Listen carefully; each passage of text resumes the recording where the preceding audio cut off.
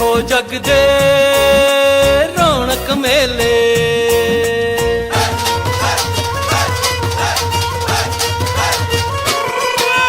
ਵੇਖੋ ਜਗ ਦੇ ਰੌਣਕ ਮੇਲੇ, ਕੁਝ ਖੇਡਣ ਆਂਦੇ ਕੁਝ ਖੇਡ ਕੇ ਜਾਂਦੇ, ਭੰਗੜੇ ਖੁਸ਼ੀਆਂ ਦੇ ਉਹ ਪਾਉਂਦੇ,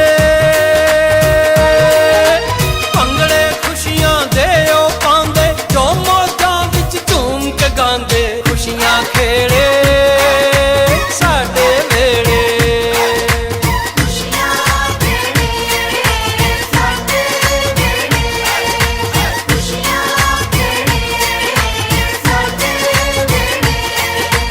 ਮਨ ਜੀਤੇ ਜਗਜੀਤ ਉਹੀ ਬਣਦੇ ਨੇ, ਜੋ ਰੱਬ ਜੀ ਨੂੰ ਨਾਲ ਸਦਾ ਹੀ ਰੱਖਦੇ ਨੇ, ਹਨੇਰੇ ਦਿਲਾਂ ਨੂੰ ਰੋਸ਼ਨ ਕਰਕੇ,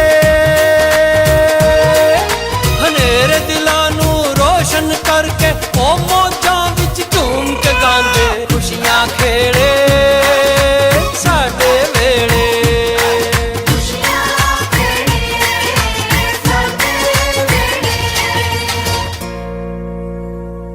ਸਤਿ ਸ਼੍ਰੀ ਅਕਾਲ, ਓਮ ਸ਼ਾਂਤੀ ਦੋਸਤੋ, ਮੈਂ ਸਤਨਾਮ ਕੌਰ ਇੱਕ ਵਾਰ ਫਿਰ ਤੁਹਾਡੇ ਲਈ ਲੈ ਕੇ ਆਈ ਹਾਂ ਤੁਹਾਡਾ ਆਪਣਾ ਪ੍ਰੋਗਰਾਮ ਜਿਹਦਾ ਨਾਂ ਹੈ ਖੁਸ਼ੀਆਂ ਖੇੜੇ ਸਾਡੇ ਵੇਲੇ।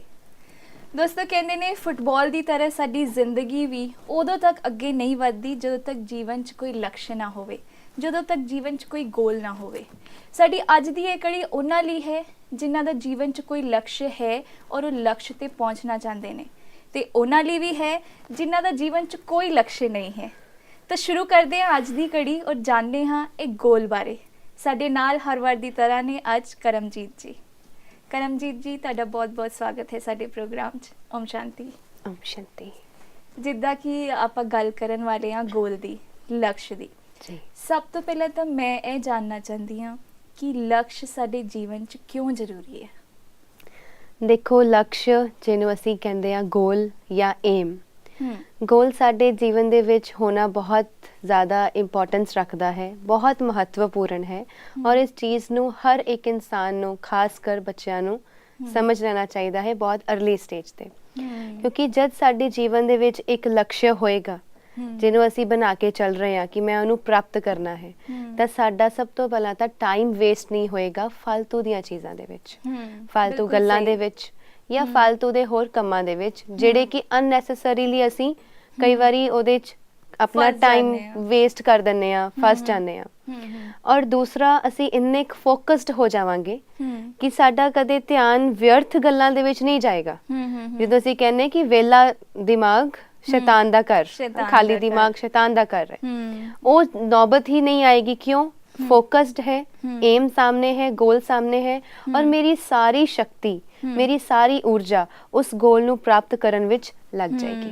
जो एनर्जी है वो भी वेस्ट नहीं होएगी और बाकी दे कम्मां च भी जो है वो ध्यान निकल के एक फोकस हो जाता है बंदा कि मैं अपनी लाइफ च की करना चाहता।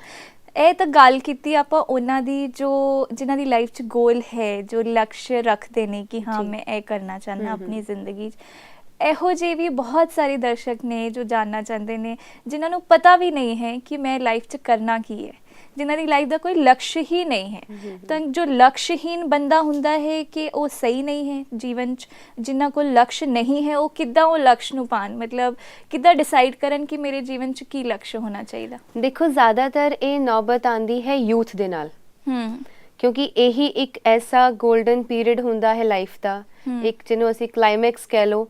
ਔਰ ਅੱਜ ਦੇ ਅਗਰ ਸਮਾਜ ਵਿੱਚ ਦੇਖਿਆ ਜਾਏ ਤਾਂ ਲਕਸ਼ਹੀਨ ਤੁਹਾਨੂੰ ਯੂਥ ਹੀ ਮਿਲੇਗਾ ਜ਼ਿਆਦਾ, ਕਿਉਂਕਿ ਜਿਹੜੀ ਆਪਣੀ ਉਮਰ ਲੰਘਾ ਚੁੱਕੇ ਨੇ, ਉਹਨਾਂ ਦੇ ਚਲੋ ਉਮਰ ਲੰਘ ਗਈ, ਬਤੀਤ ਕਰ ਲਿਆ, ਕੁਛ ਨਾ ਕੁਛ ਕਰਕੇ ਕਿਤੇ ਨਤੀਜੇ ਤੇ ਪਹੁੰਚ ਚੁੱਕੇ ਨੇ। ਲੇਕਿਨ ਇਹ ਜਿਹੜੀ ਪ੍ਰੋਬਲਮ ਹੈ ਜ਼ਿਆਦਾਤਰ ਯੂਥ ਵਿੱਚ ਦੇਖੀ ਜਾਂਦੀ ਹੈ ਜੀ। ਔਰ ਇਸ ਚੀਜ਼ ਨੂੰ ਸੈੱਟ ਕਰਨ ਲਈ ਕਿ ਮੇਰਾ ਇੱਕ ਗੋਲ ਹੋਣਾ ਜ਼ਰੂਰੀ ਹੈ, ਪਹਿਲਾਂ ਤਾਂ ਇਹ ਸਮਝ ਹੋਏ। ਜਦੋਂ ਮੈਂ ਸਮਝ ਆ ਗਈ ਕਿ ਹਾਂ ਗੋਲ ਹੋਣਾ ਜ਼ਰੂਰੀ ਹੈ, ਔਰ ਕਈ ਵਾਰੀ ਯੂਥ ਗੋਲ ਹੋਣਾ ਜ਼ਰੂਰੀ ਹੈ ਇਸ ਚੀਜ਼ ਨੂੰ ਲੈ ਕੇ ਹੀ ਇੰਨੇ ਜ਼ਿਆਦਾ ਪਰੇਸ਼ਾਨ ਔਰ ਸਟ੍ਰੈਸ ਚ ਆ ਜਾਂਦੇ ਨੇ ਕਿ ਗੋਲ ਹੋਣਾ ਜ਼ਰੂਰੀ ਹੈ, ਲੇਕਿਨ ਕੀ ਹੋਵੇ ਉਹ ਨਹੀਂ ਡਿਸਾਈਡ ਕਰ ਪਾਉਂਦੇ, ਉਹਨਾਂ ਨੂੰ ਸਮਝ ਨਹੀਂ ਆਉਂਦਾ ਕਿ ਕਰਨਾ ਕੀ ਹੈ ਜ਼ਿੰਦਗੀ 'ਚ। ਉਹਦੇ ਵਾਸਤੇ ਜ਼ਰੂਰੀ ਹੈ ਕਿ ਉਹ ਬੱਚਾ ਜਾਂ ਉਹ ਯੂਥ ਜੋ ਵੀ ਹੈ, ਲੜਕਾ ਜਾਂ ਲੜਕੀ, ਉਹ ਆਪਣੇ ਇੰਟਰਸਟ ਨੂੰ ਚੈੱਕ ਕਰੇ, ਦੇਖੇ ਕਿ ਮੇਰਾ ਇੰਟਰਸਟ ਕਿਸ ਗੱਲ ਵਿੱਚ ਹੈ, ਮਤਲਬ ਮੇਰੀ ਰੁਚੀ ਕਿਸ ਪਾਸੇ ਹੈ, ਮੈਂ ਕੀ ਕਰਨਾ ਚਾਹੁੰਦਾ ਹਾਂ। ਉਹ ਰੁਚੀ ਨੂੰ ਚੈੱਕ ਕਰੇ ਕਿ ਕੀ ਕਰਨ ਦੇ ਵਿੱਚ ਮੈਨੂੰ ਖੁਸ਼ੀ ਮਿਲਦੀ ਹੈ, ਕਿਉਂਕਿ ਇੰਟਰਸਟ ਦਾ ਮਤਲਬ ਹੀ ਹੈ ਖੁਸ਼ੀ। ਜਿੱਥੇ ਇੰਟਰਸਟ ਹੈ ਉੱਥੇ ਉਹਨੂੰ ਖੁਸ਼ੀ ਮਿਲੇਗੀ, ਔਰ ਜੇ ਉਹਨੂੰ ਖੁਸ਼ੀ ਮਿਲ ਰਹੀ ਹੈ ਮਤਲਬ ਉਹਦਾ ਇੰਟਰਸਟ ਉਸੇ ਚੀਜ਼ ਵਿੱਚ ਹੈ।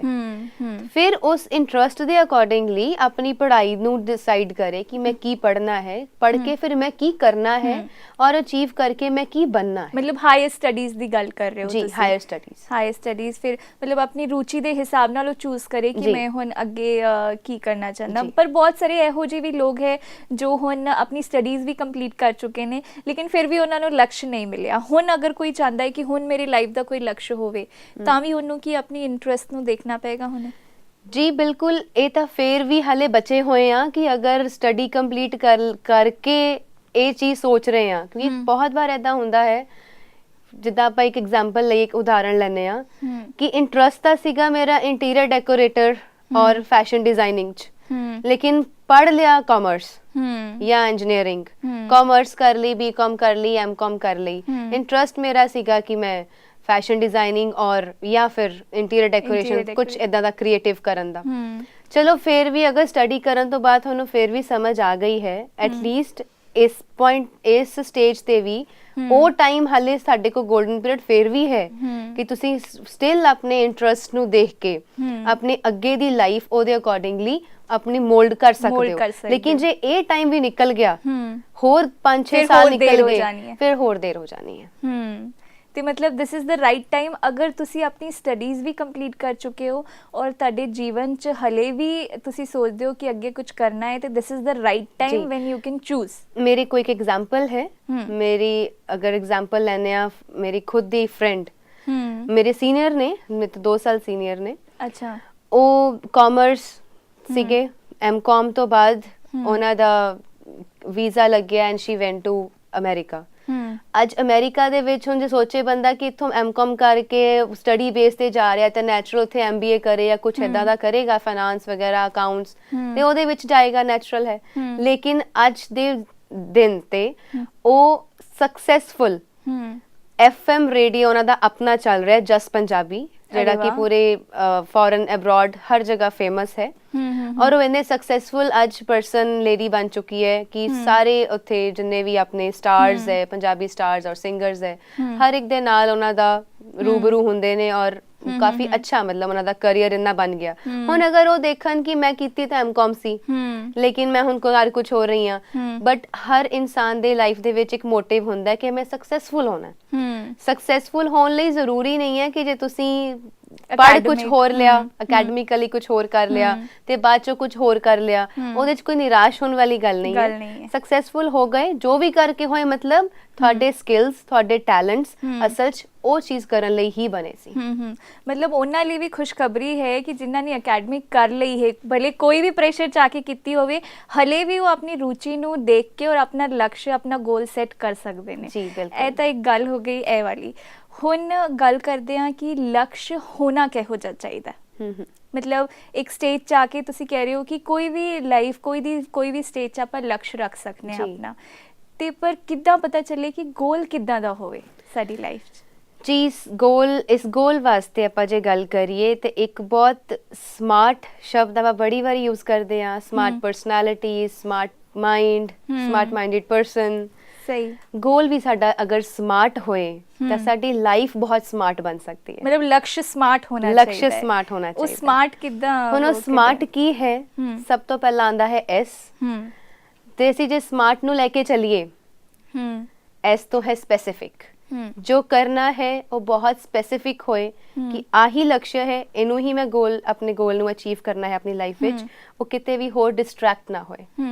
ਸੈਕਿੰਡ, ਸਪੈਸਿਫਿਕ ਦਾ ਮਤਲਬ ਮੈਂ ਚਾਹਨੀ ਹਾਂ ਥੋੜਾ ਜਿਹਾ ਤੁਸੀਂ ਹੋਰ ਸਮਝਾਓ ਬਈ ਕਿੱਦਾਂ ਸਪੈਸਿਫਿਕ ਹੋਣਾ ਚਾਹੀਦਾ ਹੈ ਉਹਦੇ 'ਚ ਵੀ। ਜਿੱਦਾਂ ਹੁਣ ਮੰਨ ਲਓ ਮੈਂ ਬਣਨਾ ਚਾਹੁੰਦੀ ਹਾਂ, ਸਿੰਗਰ ਬਣਨਾ ਚਾਹੁੰਦੀ ਹਾਂ ਮੰਨ ਲਓ, ਤੇ ਇਹਦੇ 'ਚ ਵੀ ਕੁਝ ਸਪੈਸਿਫਿਕ ਹੋਣਾ ਚਾਹੀਦਾ ਹੈ? ਸਪੈਸਿਫਿਕ, ਜੀ ਬਿਲਕੁਲ, ਇਹਦੇ ਵਿੱਚ ਸਪੈਸਿਫਿਕ ਹੈ। ਸਿੰਗਰ ਬਣਨਾ ਹੈ, ਸਿੰਗਰ ਕਿਹੜਾ ਸਿੰਗਰ ਬਣਨਾ ਹੈ?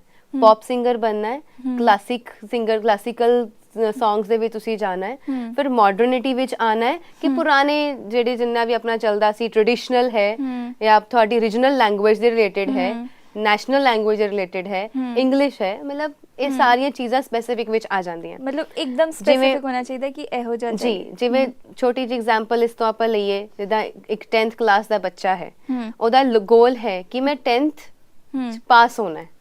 ਪਾਸ ਹੋਣਾ ਇਟਸ ਅ ਜਨਰਲ ਗੋਲ, ਸਭ ਦਾ ਗੋਲ ਹੈ। ਸਪੈਸੀਫਿਕ ਕੀ ਹੋਏਗਾ?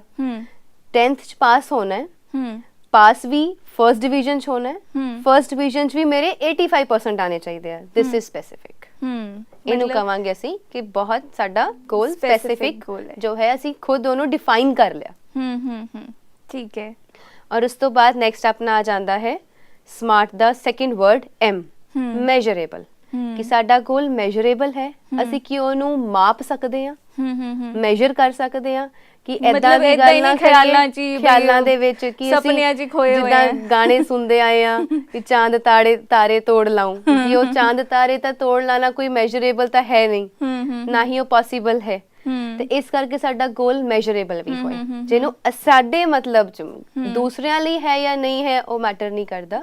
ਜਿਸਨੇ ਉਸ ਗੋਲ ਨੂੰ ਪ੍ਰਾਪਤ ਕਰਨਾ ਹੈ ਉਹਦੇ ਲਈ ਉਹ ਮੈਜ਼ਰੇਬਲ ਹੋਣਾ ਮੈਜ਼ਰੇਬਲ ਹੈ ਕਿ ਨਹੀਂ ਹੈ, ਕਿੱਦਾਂ ਆਪਾਂ ਡਿਸਾਈਡ ਕਰਾਂਗੇ? ਜਿੱਦਾਂ ਮੰਨ ਲਓ ਆਪਾਂ ਸਿੰਗਰ ਦਾ ਉਹ ਲੈ ਕੇ ਚੱਲ ਰਹੇ ਹਾਂ ਕਿ ਹਾਂ ਮੇਰੇ ਚ ਕੁਆਲਿਟੀਜ਼ ਹੈ ਵੀ ਕਿ ਨਹੀਂ, ਉੱਥੋਂ ਆਪਾਂ ਮੇਜ਼ਰ ਕਰ ਸਕਦੇ ਹਾਂ ਕਿ ਹਾਂ ਉਹ ਮੈਜ਼ਰੇਬਲ ਹੈ। Measurable according to my qualities, ਕਿ ਮੇਰੀ ਆਪਣੇ ਟੈਲੈਂਟਸ, ਮੇਰੇ ਸਕਿੱਲਸ ਔਰ ਮੇਰੀ ਕੁਆਲਿਟੀਜ਼ ਦੇ ਨਾਲ ਉਹ ਮੈਜ਼ਰੇਬਲ ਹੈ ਕਿ ਨਹੀਂ। ਇਹ ਨਹੀਂ ਕਿ ਮੇਰੇ ਅੰਦਰ ਕੁਆਲਿਟੀ ਤਾਂ ਹੁਣ ਹੈ ਨਹੀਂ ਕਿ ਮੈਂ ਪੇਂਟਰ ਬਣ ਸਕਾਂ, ਲੇਕਿਨ ਪੇਂਟਰ ਬਣਨ ਦਾ ਲਕਸ਼ ਰੱਖ ਲਿਆ, ਹੁਣ ਫਿਰ ਤਾਂ ਮੇਰੀ ਸਾਰੀ ਜ਼ਿੰਦਗੀ ਆਪਣੀ ਕੁਆਲਿਟੀਜ਼ ਦੇ ਇਰਦ ਗਿਰਦ ਹੀ ਵੇਸਟ ਹੁੰਦੀ ਰਹੇਗੀ, ਘੁੰਮਦੇ ਰਵਾਂਗੇ ਗੋਲ ਗੋਲ ਕਿ ਮੈਂ ਪੇਂਟਰ ਬਣਨਾ ਹੈ ਪਰ ਮੇਰੇ ਚੋਂ ਕਲਾ ਤਾਂ ਹੈ ਨਹੀਂ। ਇਸ ਕਰਕੇ ਆਪਣੀ ਪਹਿਲਾਂ ਐਨਾਲਾਈਜ਼ ਕਰੀਏ ਮੇਰੇ ਅੰਦਰ ਕਿਹੜੇ ਸਕਿੱਲਸ ਹੈ, ਕਿਹੜੇ ਟੈਲੈਂਟਸ ਹੈ, ਉਹਨਾਂ ਦੇ ਅਕੋਰਡਿੰਗਲੀ ਫਿਰ ਆਪਣਾ ਗੋਲ ਨੂੰ ਮੈਜ਼ਰ ਕਰਕੇ ਉਹਨੂੰ ਫਿਕਸ ਕਰੀਏ। ਔਰ ਸਮਾਰਟ ਦਾ ਨੈਕਸਟ ਵਰਡ ਆ ਜਾਂਦਾ ਹੈ A, ਅਟੇਨੇਬਲ, ਕਿ ਉਸ ਗੋਲ ਨੂੰ ਪ੍ਰਾਪਤ ਕਰਨਾ ਪੋਸੀਬਲ ਹੈ, ਅਟੇਨ ਵੀ ਕਰ ਸਕਦੇ ਹਾਂ ਕਿ ਨਹੀਂ। ਹੁਣ ਅਟੇਨੇਬਲ ਦੀ ਡੈਫੀਨੇਸ਼ਨ ਹਰ ਪਰਸਨ ਲਈ ਡਿਫਰੈਂਟ ਹੈ। ਜ਼ਰੂਰੀ ਨਹੀਂ ਜੋ ਮੇਰੇ ਲਈ ਅਟੇਨੇਬਲ ਹੈ ਉਹ ਤੁਹਾਡੇ ਲਈ ਵੀ ਹੋਵੇ, ਜਾਂ ਜੋ ਦੂਸਰੇ ਬੰਦੇ ਲਈ ਹੈ ਉਹ ਮੇਰੇ ਲਈ ਹੋਏ, ਇਹ ਜ਼ਰੂਰੀ ਨਹੀਂ।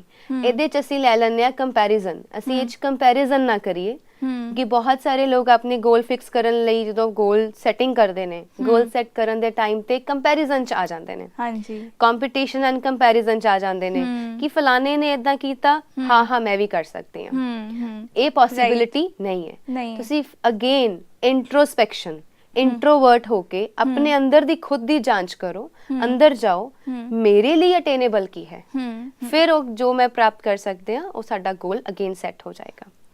ਔਰ ਸਮਾਰਟ ਦਾ ਉਸ ਤੋਂ ਅਗਲਾ ਸ਼ਬਦ ਆਂਦਾ ਹੈ ਆਪਣਾ R, ਉਹ ਹੈ ਰੀਅਲਿਸਟਿਕ, ਜਿਹੜਾ ਕਿ ਸਭ ਤੋਂ ਜ਼ਰੂਰੀ ਹੈ ਕਿ ਉਹ ਅਸਲੀਅਤ ਹੈ ਜਾਂ ਸਾਡੇ ਸੁਪਨਿਆਂ ਦੀ ਇੱਕ ख्वाबां ਦੇ ਵਿੱਚ ਸੁਪਨਿਆਂ 'ਚ ਬੁਣਿਆ ਹੋਇਆ ਇੱਕ ਜਿਹਨੂੰ ਕਹੋ ਗੋਲ ਹੈ ਕਿ ਰੀਅਲ ਤਾਂ ਨਹੀਂ ਹੈ, ਇਲੂਜ਼ਨਰੀ ਜਿਹਨੂੰ ਅਸੀਂ ਕਹਿ ਦਿੰਦੇ ਹਾਂ ਅੰਗਰੇਜ਼ੀ ਦੇ ਵਿੱਚ, ਇੰਗਲਿਸ਼ 'ਚ ਕਹਿ ਦਿੰਦੇ ਹਾਂ ਇਮੈਜਿਨਰੀ, ਸਿਰਫ ਇੱਕ ख्वाबां ਦੇ ਵਿੱਚ ਹੈ ਲੇਕਿਨ ਉਹ ਰੀਅਲ ਨਹੀਂ ਹੈ। ਕਦੀ ਕਦੀ ਫਿਲੋਸੋਫਿਕਲੀ ਵੀ ਆਪਾਂ ਸੋਚ ਲੈਂਦੇ ਹਾਂ ਕਿ ਹਾਂ ਇਦਾਂ ਹੋਣਾ ਚਾਹੀਦਾ ਹੈ, ਬਟ ਉਹ ਪ੍ਰੈਕਟੀਕਲ ਲਾਈਫ 'ਚ ਕਿੰਨਾ ਪੋਸੀਬਲ ਹੈ ਉਹ ਵੀ ਜ਼ਰੂਰੀ ਹੈ।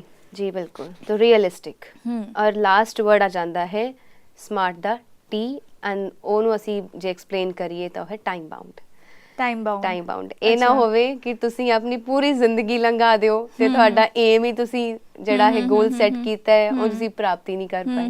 ਮਤਲਬ ਟਾਈਮ ਬਾਉਂਡ, ਔਰ ਉਹ ਟਾਈਮ ਨੂੰ ਫਿਕਸ ਵੀ ਅਸੀਂ ਖੁਦ ਕਰਨਾ ਹੈ ਕਿ ਹਾਂ ਇਸ ਏਜ ਤੇ ਆ ਕੇ ਅੱਜ ਬੱਚਾ ਹੈ ਮੰਨ ਲਓ, ਉਹਨੇ ਆਪਣੀ ਗ੍ਰੈਜੂਏਸ਼ਨ ਸਟਾਰਟ ਕੀਤੀ ਹੈ, ਉਹਨੂੰ ਪਤਾ ਹੈ ਕਿ ਮੈਂ ਡਾਕਟਰ बनना है, तो डॉक्टर ये नहीं कि बुढ़ा होकर डॉक्टर बनेगा, अभी बुजुर्ग हो जाए तब तक वो डॉक्टर ही नहीं बन सके, ऐसा नहीं होवे।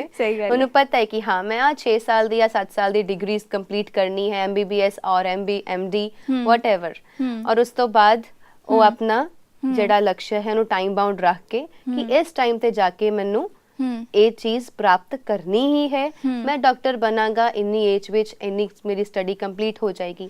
ਤਾਂ ਜਦੋਂ ਉਹ ਇਸ ਚੀਜ਼ ਨੂੰ ਸੈੱਟ ਕਰੇਗਾ ਉਹਨੂੰ ਪਤਾ ਹੈ ਕਿ ਮੈਂ ਕਿੰਨੀ ਮਿਹਨਤ ਕਰਕੇ ਆਪਣੇ ਕਿੰਨੇ ਅੱਛੇ ਮਾਰਕਸ ਲੈ ਕੇ ਆਪਣੀ ਮੈਡੀਕਲ ਕੰਪਲੀਟ ਕਰਨੀ मतलब जो टाइम बाउंडेशन कह रहे हो वो भी मतलब अगर वो टाइम ਤੇ नहीं हो पा ਰਿਹਾ मान लो मैं फिक्स ਕੀਤਾ है कि हाँ मैं इस टाइਮ ਚ ਉਹ ਪੀਰੀਅਡ ਨੂੰ ਕਰ ਲਵਾਂ ਔਰ ਉਹ ਫਿਕਸ ਨਹੀਂ ਹੋ ਪਾ ਰਿਹਾ ਉਹ ਟਾਈਮ ਬਾਉਂਡੇਸ਼ਨ ਚ ਤਾਂ ਫਿਰ ਕਿੱਦਾਂ ਮਤਲਬ ਉਹ ਟਾਈਮ ਚੇਂਜ ਵੀ ਕਰ ਸਕਦੇ ਹਾਂ ਟਾਈਮ ਟੂ ਟਾਈਮ ਵੀ ਚੇਂਜ ਹੁੰਦਾ ਹੈ ਕਿ ਉਹਦੇ ਚ ਵੀ ਤੁਸੀਂ ਕੋਸ਼ਿਸ਼ ਕਰਨੀ ਹੈ ਉਹ ਗੋਲ ਨੂੰ ਪ੍ਰਾਪਤ ਕਰਨ ਦੀ ਠੀਕ ਹੈ ਤੁਸੀਂ ਸੁਣਿਆ ਹੋਏਗਾ ਆਪਾਂ ਛੋਟੇ ਹੁੰਦੇ ਵੀ ਜਦੋਂ ਸਕੂਲ ਚ ਸੀਗੇ ਸਾਨੂੰ ਗ੍ਰੇਸ ਮਾਰਕਸ ਮਿਲਦੇ ਹੁੰਦੇ ਸੀ ਹਾਂਜੀ ਗ੍ਰੇਸ ਮਾਰਕਸ ਕੀ ਨੇ ਐਕਸਟਰਾ ਤੋ ਅਸੀਂ ਠੀਕ ਹੈ ਜੇ ਅਸੀਂ ਉਹ ਟਾਈਮ ਬਾਉਂਡ ਨਹੀਂ ਕਰ ਸਕੇ ਜਾਂ ਟਾਈਮ ਫਿਕਸ ਕੀਤਾ ਸੀ ਪਰ ਉਹਦੇ ਅੰਦਰ ਪ੍ਰਾਪਤ ਨਹੀਂ ਹੋਇਆ ਨਹੀਂ ਅਚੀਵ ਕਰ ਸਕੇ ਤਾਂ ਇਹ ਗ੍ਰੇਸ ਪੀਰੀਅਡ ਹਮੇਸ਼ਾ ਹੁੰਦਾ ਹੈ ਪਰ ਉਹ ਗ੍ਰੇਸ ਪੀਰੀਅਡ ਅਸੀਂ ਖੁਦ ਹੀ ਬੱਚਾ ਜਾਂ ਕੋਈ ਵੀ ਇਨਸਾਨ ਹੈ ਉਹ ਖੁਦ ਹੀ ਉਹਨੂੰ ਸਪੈਸੀਫਾਈ ਕਰ ਲੈਂਦਾ ਹੈ ਡਿਫਾਈਨ ਕਰ ਲੈਂਦਾ ਹੈ ਕਿ ਹਾਂ ਚਲੋ ਇੰਨਾ ਗ੍ਰੇਸ ਪੀਰੀਅਡ ਮੇਰੇ ਕੋਲ ਹੈ ਹੁਣ ਮੈਂ ਇਹਦੇ ਚ ਨਹੀਂ ਹੋਇਆ ਤਾਂ ਮੈਂ ਇਹਦੇ ਚ ਪ੍ਰਾਪਤ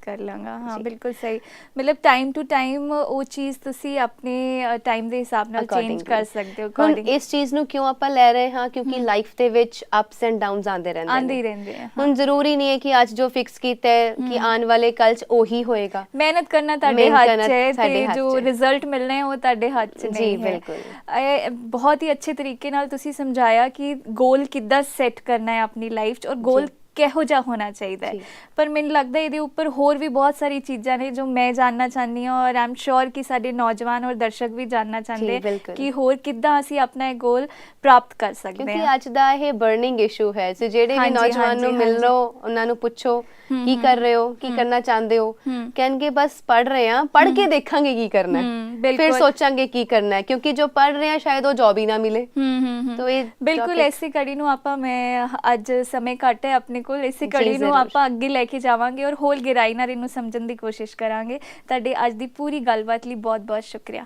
ਓਮ ਸ਼ਾਂਤੀ ਦੋਸਤੋ ਕਿੰਨੇ ਅੱਛੇ ਤਰੀਕੇ ਨਾਲ ਕਰਮਜੀਤ ਨੇ ਅੱਜ ਸਾਨੂੰ ਇਹ ਦੱਸਿਆ ਕਿ ਤੁਸੀਂ ਆਪਣੇ ਗੋਲ ਨੂੰ ਪ੍ਰਾਪਤ ਕਰ ਸਕਦੇ ਹੋ ਔਰ ਕਿੱਦਾਂ ਤੁਹਾਡਾ ਜੋ ਸਮਾਰਟ ਗੋਲ ਹੈ ਉਹ ਤੁਸੀਂ ਆਪਣੀ ਲਾਈਫ 'ਚ ਲੈ ਕੇ ਆਉਣਾ ਹੈ ਅਗਲੀ ਕੜੀ 'ਚ ਅਸੀਂ ਲੈ ਕੇ ਆਵਾਂਗੇ ਕਿ ਕਿੱਦਾਂ ਤੁਸੀਂ ਆਪਣੇ ਲਕਸ਼ ਨੂੰ ਪ੍ਰਾਪਤ ਕਰ ਸਕਦੇ ਹੋ ਤਬ ਤੱਕ ਦੇ ਲਈ ਤੁਹਾਡਾ ਸਾਰਿਆਂ ਦਾ ਬਹੁਤ ਬਹੁਤ ਸ਼ੁਕਰੀਆ ਓਮ ਸ਼ਾਂਤੀ ਆਪਣੇ ਸੁਝਾਅ ਦੇਣ ਤੇ ਵਧੇਰੇ ਜਾਣਕਾਰੀ ਲਈ ਤੁਸੀਂ ਸੰਪਰਕ ਕਰ ਸਕਦੇ ਹੋ Goldywood studio Shantivan mobile number 8094913487 email punjabi.gws@gmail.com ਸੱਚੇ ਦਿਲ ਤੇ ਸਾਹਿਬ ਰਾਜੀ ਹੁੰਦੇ ਨੇ ਨਈਆ ਜਗ